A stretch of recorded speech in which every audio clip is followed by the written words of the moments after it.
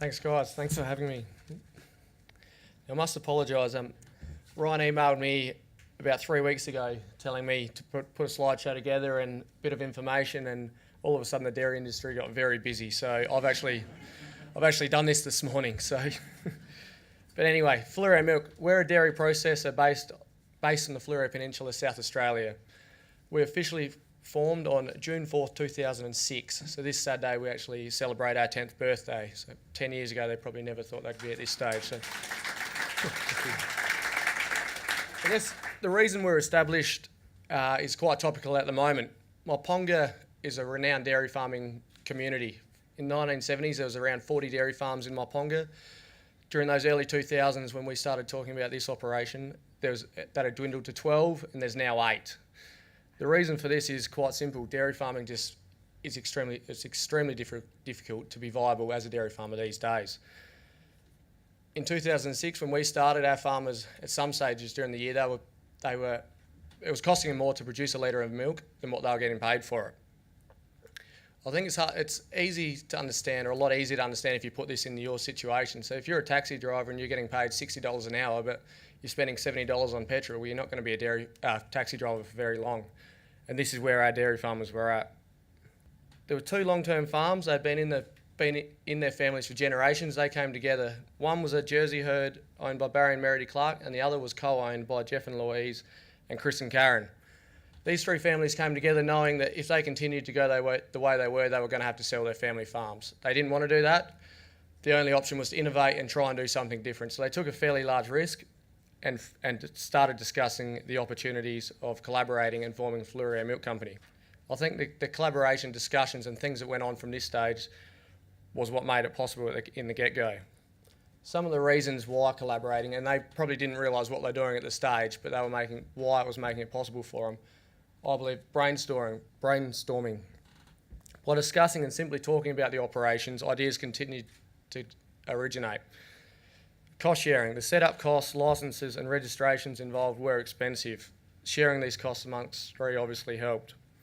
Gaining capital. As I mentioned, these 3 farms hadn't been very profitable. The banks weren't going to loan them money individually, but by coming together it tripled their capital to invest against and made it possible again. Networking.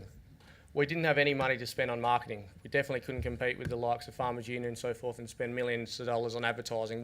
We were relying on friends to put it in their cafe, or basically our network of friends to spread the message of Fleurieu Milk's now available. So by having 3 families instead of 1, it tripled our network.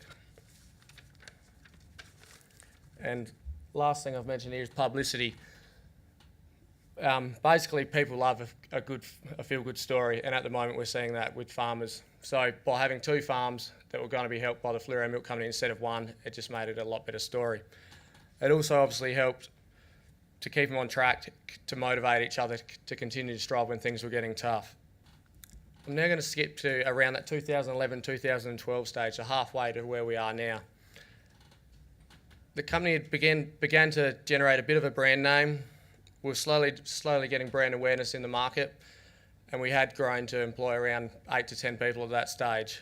We'd also diversified our product range to include flavoured milks and yogurts. As we discussed with Ben before, they were yogurts that are coming from our cows and not the trees as well. It was at this stage that I joined Fleurieu Milk. It was also a very testing time for us. There was a few challenges starting to appear. During this time, Coles introduced $1 a litre milk. Woolworths quickly followed. We didn't think it was going to be a long-term strategy of theirs, which it has proven to be, but we did think this has the ability to end us very quickly. Why would somebody pay $2.50 for milk when you can get it for $1? It was quite strange at the time, because just after they've introduced that, Woolworths have then approached us to see if we wanted to sell our milk in their stores. The automatic answer to us was absolutely. That was our first thought. If we can get our milk in another 300 outlets, it may save us here. Just spread the market, we can keep bottling our milk. It was amongst this stressful time, I sat with our farmers, and we just had a bit of a discussion, and the questions we were asking obviously were, did we want to supply Coles and Woolworths? Could we cut costs and compete on price with some of these bigger companies? Or did we want to stay as a premium product and target a niche market? From this discussion, I went back and wrote our company vision statement. It was something that they had abided by for the first 5 years, but we never had really put it in writing. The vision statement we still live by today: a world that ensures farming is a viable profession for the next generation. So what does this mean? In short, we would not become caught in price wars, and we would pay our farmers what they deserve for their milk. To ensure this could happen, we would produce the highest quality milk, and we were going to avoid supplying Coles and Woolworths. I personally believe this decision right then 5 years ago is what's given us that was the catalyst to where we are today. It was extremely important to our branding and success. It was also at this point we began to form a very strong collaborative relationship with Foodland and other independent grocers. Just touch on Foodland quickly. In my eyes, any store that's not Coles, Woolworths, or now Audi in SA has to compete on quality instead of price. You're never going to be able to fight with them on price. If we look at Foodland, their current marketing strategy is great food lives here. Coles, compare this with Coles, down, prices are down. A distinct difference and something that we can relate to. The dairy industry is also dominated, as I've said, by two multinationals, Parmalat out of France and Lion, now owned by Kirin out of Japan. We're never going to compete on price either. However, we can produce a lot fresher, quality product, and there is also a demand for this. Realising this is probably the easy part. How we're going to reach these people and put across this target market was the hard one. By looking at that marketing catch cry of Foodland at the moment, it was fairly relevant or fairly obvious that they were trying to reach the same target market as us. I started to think, is there a way we can work together? Can we collaborate with Foodland to reach this target market and get people into their stores? Now, Foodland are a very well respected and established company in South Australia. We were quite new, we're 5 years old, and we hadn't quite earned their respect as such. But that was something I wanted to work on, and I think over the last 5 years I've worked on this fairly hard, and we've definitely looked to leverage Foodland's brand, and in return they're starting to really leverage ours. Just in simple terms, Foodland want consumers to shop in their stores because they offer quality products such as ours that aren't available in other chains. Obviously, we want people to shop in Foodland because our products aren't available in other supermarkets. It makes sense to work together. In the last 3 weeks, as I mentioned, this has been magnified tenfold, 100. It's been amazing, to be honest. So the current situation where we are coming on 10 years, we're now buying milk from 4 farms. We took on the 4th farm about 12 months ago, although last week we took milk from 6 farms just to meet demand. To us, that's 6 farms that are now sustainable, hopefully long term. We're employing around 30 people and selling milk to over 600 outlets. Doors are continuing to open now, and I think that's because we've stayed strong to our vision and people are well renowned for quality instead of price.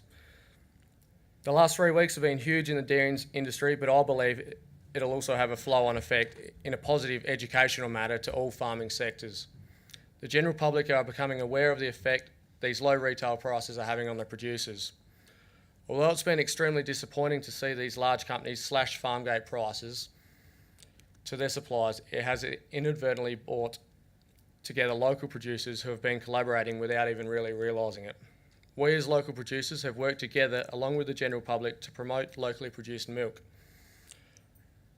Although we didn't plan it, we have definitely worked together on this approach, and this is a form of collaboration. Anything I've quoted in the media has no doubt had a positive impact on the likes of Tweed Vale or Alexandrina Tweed Cheese or Paris Creek Milk Companies. Vice versa, anything they've said has had a positive impact on Flurio Milk. We've together differentiated ourselves from the other brands and the $1 a litre Coles and Woolworths milk. This, to me, is a massive win. As I wrote these notes this morning, it made me start to think. I've always said that Paris Creek and Tweed Vale and them, they're not really competitors to us. They're fighting the same fight. If we can work together to promote each other and educate the public of the difference between Coles and Woolworths and Flurio milk, it's undoubtedly going to increase the industry and sales for us. I think Ben's doing a great job of, we won't have to worry about it with the next generation anyway, because Ben's got that covered with his farming books. It made me think though, could we push this even further? Could we work together to continue to educate the general public? And I think we definitely can.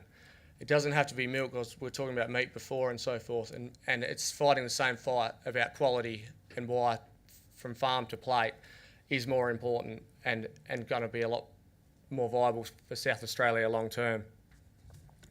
I'm going to conclude this by saying in our situation, collaborative marketing is critical going forward. Not just by working with Foodland to leverage our brand, but also by aligning ourselves closer with other local producers that are trying to educate the general public on the exact same thing we all face. Thank you.